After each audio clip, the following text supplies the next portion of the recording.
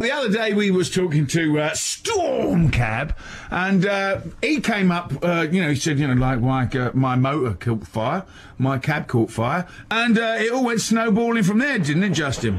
Yes, indeed, George. You had a big day today, didn't you? Oh, massive. Well, I'd say thank you, George, because I would say you've probably saved lives. I would. Well, you wait till you set the cogs. You set the cogs in motion. Well, I was told today by somebody, I'm not naming names, who said that the company that makes the taxis, I won't name the name again, that they have been told about this since July. And he says they're arrogant and they're things he said about them. But this has been, the word is out since July. It's happened. The numbers are somewhere between 12 and 14 this has happened to. Mm-hmm. And nothing has been, I spoke to ITN, I spoke to BBC, and I said, through your research, when did you first find out about this? They said in the last 24 hours. I said, well, that obviously all came from Big George. So you've set the gears in motion. And yeah, you say that now, but I'm just about to say, what was all that business with your badge and your bling? Was that your bling that you was wearing over your black top? No, that's my cab badge. All right. It looked like your bling. All black cab drivers wear these for quick identification. Yeah. If you're not wearing it, you have to wear it, display it, otherwise you could lose your license. You look good on TV, man. Do I? And if anybody hasn't seen it, just go to YouTube, type in Stormcab, and you come up. You say you got it up there. Great, man. I mean, really, really good. And it was a fascinating story. When I put it to the news team, they went, and I sent them the email, they went, oh, this is pretty good. And I said, no, look into this. And within like 10 minutes, they went, this is unbelievable. We broke a story. Yeah, I mean, I went to bed. I got up about 1 o'clock, turned on my phone, bleep, bleep, bleep, bleep, bleep. I had about 6 messages on there.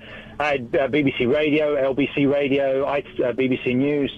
Can you come and do some filming, do some interviews?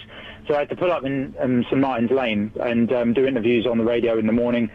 I had to stay up all night. And then when I went to sleep today, I didn't get to bed till about 11 o'clock. The ITN News called me, but it was too late. And I just thought, well, that's why I turned my phone off, because I thought other people might ring me. And, you thought, if only they could leave me alone now. Well, if they'd have paid me at the end of the day, I still need to go to work. So if they could have paid me, say, well, okay, well, don't go to sleep, we'll pay you the money, but nobody's giving me any money for it, so I've got to keep earning a living. But I've got my point across about the problems with the cabs, and in a funny way, I'm probably one of the lucky ones. I'm lucky that this happened to me in this way, because my finance company has moved my payments forward 3 months, and the insurance should take care of that. But all these poor guys that have got these cars, 500 of them, they've got to get them inspected within 2 weeks, or they'll lose their badge, lose their license. So, it's going to be quite tough for them. They could have their car off the road, and they don't even know what they're looking for.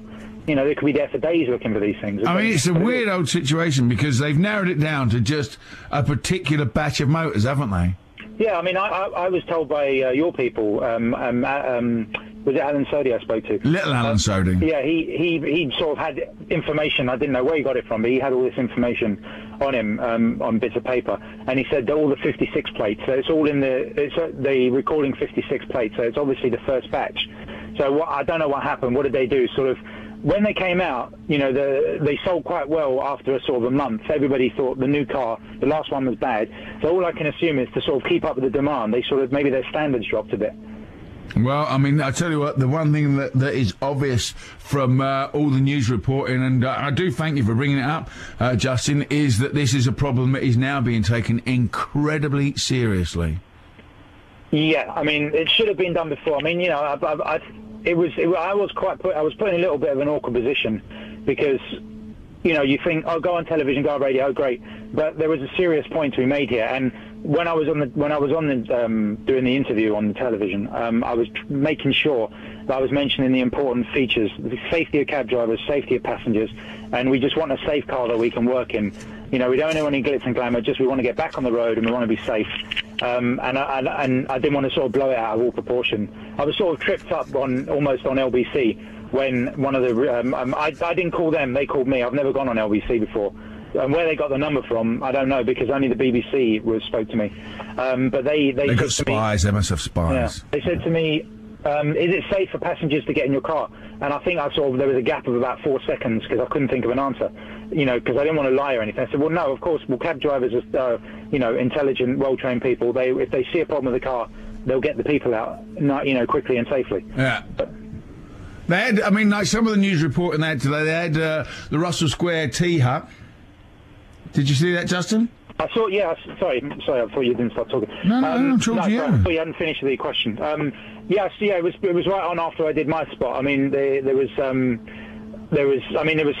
couple of old lags there, weren't there? Yeah. Well, it's a good representation of the cab drivers, and you got the young and trendy with you. You got the salt of the earth with one of the blokes, and then you got the bloke who's had too many dinners, or he looked like one of those blokes looked like he'd eaten his cab. That's what I thought. Right, Justin, you're a filmmaker, aren't you?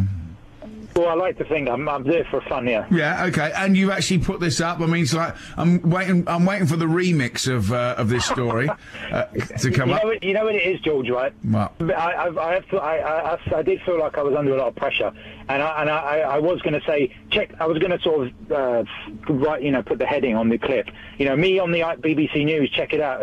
This is quite a serious matter, and I thought I better not play this one up. There's a serious point here. There's jobs at risk. If these cabs, people, if the other cab drivers get whiff of this, I'm not going to buy that TX4 now. There's a lot of people, with jobs at risk here. So, we don't want to blow it all out of proportion, and I had to sort of keep it quite sensible. So maybe in 6 months, once it's all over, I'll have a little play around with it. But until now, it's quite serious. Okay, but this is the serious question I'm asking. What was the first X film or 18 film that you got into surreptitiously? Well, it won't be what you wouldn't believe it. It was nothing special. It was Cape Fear, I think, when I was about 12 or 13. Oh, really? What the Robert De Niro one? That's a great film. Yeah, the only time in my life that I've been asked for my age was when I went to New York and I was 20. Other than that, I bought beers from my friends when I was 12 and 13 years old. Who, I just have always been able to pull off, confidence walking into a place. I've never been questioned, and I just walked in Cape Fear all on my own. I was 13 at the time, I think, when it came out, 891 or something, and not a flicker of, nothing. Just let me straight in. And did it scare you? No. I had seen sort of soft porn pictures. It was his name, Max Caddy, wasn't it? Was that it? It was a very, very good film. Yeah. But I think somebody did ask me once when I didn't know what a blue movie was. They said, "Have you ever seen a blue movie?" And I said, "The American Werewolf in London." Because there's Nookie in it, but they said no, blue movies when it's all the way through. Although didn't Derek Jarman do a film that was just a blue screen at some point? Sorry, I don't know, what's that? Well, a blue screen, No, Derek Jarman, he's a filmmaker. Right. And he made a film that was just blue. Right. Was that pretty recent, or? Yeah, it's within the last 10 years. Max Caddy, yeah, that's right. Yeah, it was Max Caddy. Right. Robert De Niro. And originally, the Robert De Niro role was played by Robert Mitchum, who's in the film, and the Nick Nolte role is played by Gregory Peck, who's in the film. Yeah, they appeared as cameos, didn't they? Yeah. Policemen or something like that. I thought that was quite a cute thing. Yeah, it's fantastic. I mean, they tend to do that a lot now, do they, in films? They sort of slip them in if you're looking for them to keep the fans and the geeks happy. I'm looking for things like, even when it comes down to things like Star Wars, where they'll scrape things into a wall, into like a backdrop, for people to look out for. And I think in films as well, when you think, how could they have made that mistake? I think they do it because it keeps like internet chatter. And people talking about it, as many people talking about it as possible, so they don't make it perfect. But then again, I've made clips and bits and pieces, and I know what I have some sort of idea what these people who make films go through, and it's hard, and you want to rip your hair out sometimes. But I mean, mistakes can always be made, and like sometimes if you make a little mistake, like in Ben-Hur, where there's the people with the watches, or or there's the helicopter, in the background. I mean, once you've filmed one of those big scenes that costs like a fortune, you can't go back and reshoot it. Nowadays, they just airbrush it out with with CGI, I guess. Well, no, I mean the most recent Bond film, I remember seeing a documentary on it. There was a scene at the airport where a bus was supposed to smash into another bus on the runway, and what happens is, obviously, it doesn't explode in real life. Like cars don't explode. Mine didn't explode. It went up on fire. But when it hit the bus, there was a guy with a sort of well, I don't know, the hydraulic button.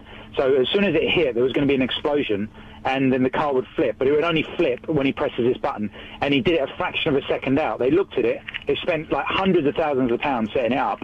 And then he said, no, it's very slightly out, and we can't do it. And they had to come back the next day and spend hundreds of thousands more. So, you know, they do have to do these things even nowadays, because people are really critical when it comes to these things. They really sort of look into it.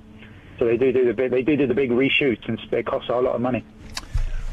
Well, Ollie, I think we should remake this programme. What do you reckon? Should we sometimes, if this show doesn't go too well, do you think we should start to remake it?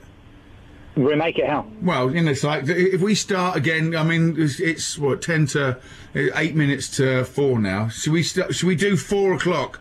Should we just remake the first 2 hours and see if we can get it right? Well, you know what? This is one of the good nights of your shows. I mean, you know, like I've said before, I probably ring up once a week, once a fortnight, because I'm not really into politics. I get sick of talking about the news and, you know, all the people's views. And I like it. I'd like the sort of film element tonight. You know, it's quite nice to listen to a different take on things. All right, and what's the most fanciful cartoon character you can mention? Fanciful? Yeah, I mean, I always got the funny feeling with Betty Rubble. Betty Rubble, everyone says that, don't they? Well, mine was Chitara from Thundercats. So you actually fantasise about some wild beast? Oh yes, man, and she was fast. You know, she was the runner, wasn't she? Yeah, she could run fast. She certainly was. She certainly was, Stormcab. Do you hear that, Ollie? He fancied a cheetah.